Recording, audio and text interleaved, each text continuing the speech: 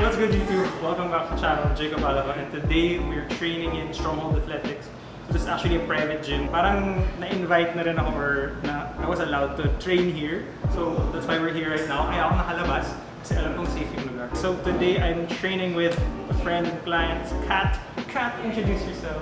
Hi guys! So ayan si Cat. We'll take you through a glute-focused lower body exercise or workout. Siguro mga 4 to 5 exercises with activation. Tapos, nagpatanong ako ng Q&A sa Instagram and YouTube community page. So, let's ask her your questions habang nag-workout. Let's go! So guys, before the workout, mag-activation tayo. Pero, let's take some pre-workout. So, I'm currently using Berserk. Sarap siya. May focus siya konti and energy. It's not too strong. So if ever you're gonna take pre-workout, half lang muna try nyo kasi baka mamaya hindi kayo makatulog or hindi kayo sanay sa caffeine. So, ayan, let's get it. Steve, can I borrow you? Aba, mag-earphones? How rude! 1 year lang!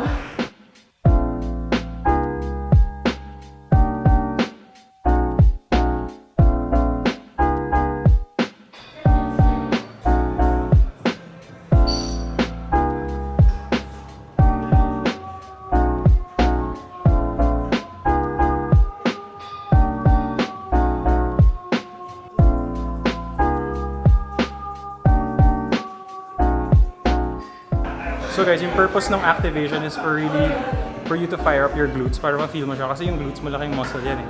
So kailangan ginigising mo muna siya bago ka mag-compounds, bago ka mag-squat or mag-deadlift. Kasi if you don't activate it, pwedeng sa ibang muscle groups yung tamaan ng compounds mo. So for example, yung squats or yung sumo or yung deadlift, mas squats or mas hamstring yung tatamaan. Ikaw, Kat, how does the activation feel? I died, pero you really feel it sa butt. So, I understand why kailangan talaga siya gawin. So, ito yung first working exercise namin. It's gonna be a sumo deadlift. And, check ko lang yung form ni Kat. Tapos, tingnan natin yung mga tweak natin.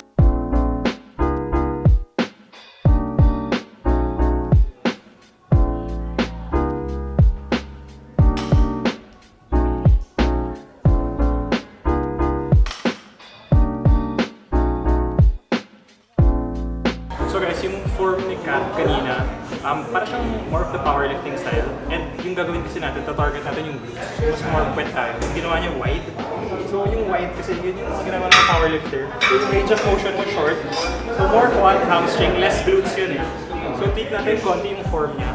So we're gonna close the feet a little bit inward. Tapos mag-hinge tayo. So what I mean by hinge is lalabas mo yung puwet mo. So squeeze tayo sa top. Kasi yun talaga yung mag-activate ng glutes natin kaysa sa quads and sa hamstrings. So guys, ito yung powerlifting. Okay. Gusto natin yung glutes. So gagawin natin. Depende rin yan sa hip flexion niyo. So we're gonna be closer a bit. Tapos i-hinge natin. So butt out, neutral spine, go.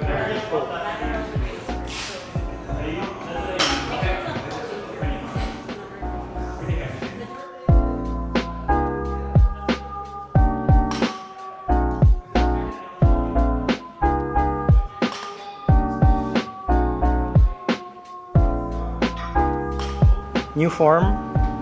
So, ano Kat? Mas na-feel mo sa puwet? Better. But I'm dying.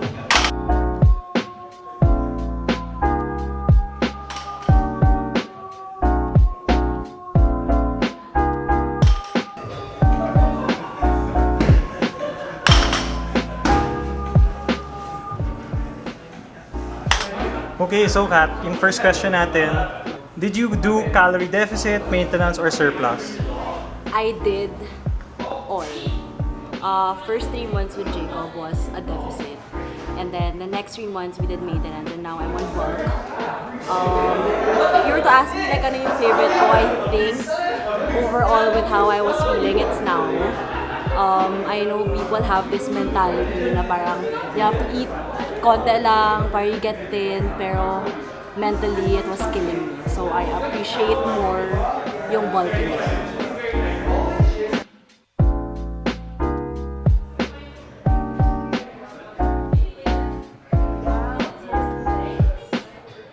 yan yung form mo ngayon, more legs.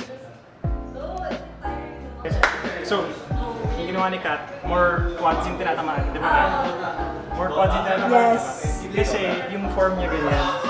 So pag mukha ka, high bar, mas quads talaga tatamaan mo. Yung goal natin yung quad. So pwede natin gawin, a bit wider stance, parang yung sumo na ginawa. Tapos mag-hinge ka na agad. Baba. Then, squeeze your glutes sa taas. Baba. Squeeze. Squeeze. Versus yung high bar na, di ba? Feeling different. Yung high bar, mas quads talaga. So let's focus on the glutes.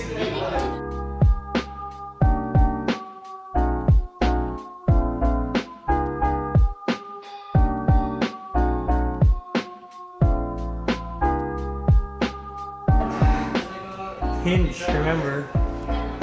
Ready, set, go. Open your legs. Yeah. Good. Squeeze at the top.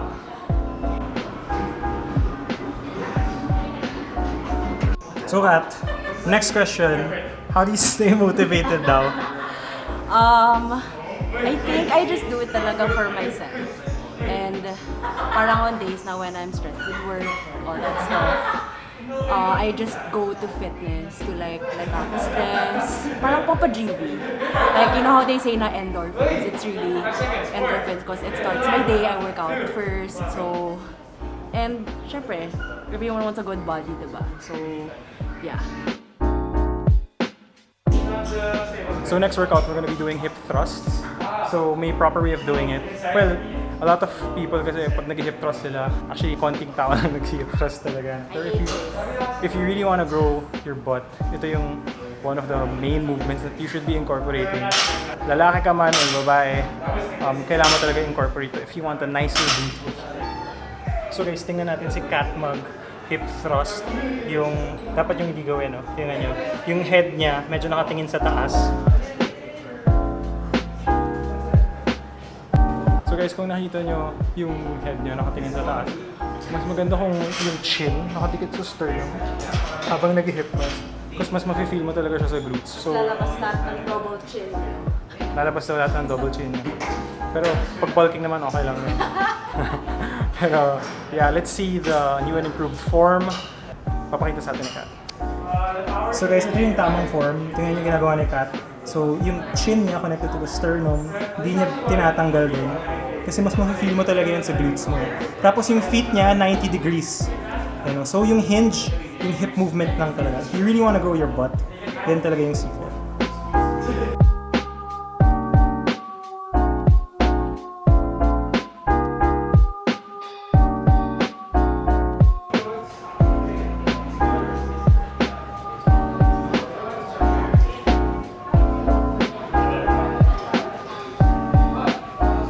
So okay Kat, next question. How did you achieve your small waist, slim arms, and nice butt? Genetics ba raw? Partly genetics yung small waist. Pero yung butt, I started talaga like super flat. Pancake butt? Yeah, pancake butt. So you really have to eat a lot and gain that. Pero other than that, yung small waist, I think it's because I worked more on other parts of my body. So, matic na, gaganon talaga siya. So na-build mo yung shoulders mo, yung back mo. I built everything else. But and that just like went with magiging it. hourglass yung shape. Yeah, that just followed. So don't overthink it. It will just follow. Kaya girls shouldn't be afraid to lift weights. Yes. I would have started lifting when sana mas bata. Because I started siguro last year lang. So sana I wish I started when I was like first year college. Kasi I think when you start younger, mas maganda yung build. So for those who want to start younger, I think it's a good idea. So guys, sana maraming natutunan. Yun yung workout. So thank you Kat for joining this vlog. Tapos sana more vlogs in the future with my other clients para mas maturo ko sa inyo yung in a way yung mga natuturo ko sa kanila and para mas mapabilis yung progress. And thanks for killing me. I enjoyed those. So guys, if you want to see more of Kat, I'm sure lalabas pa yan down the line. So just hit that like button, subscribe, say something nice, and see you guys in the next vlog.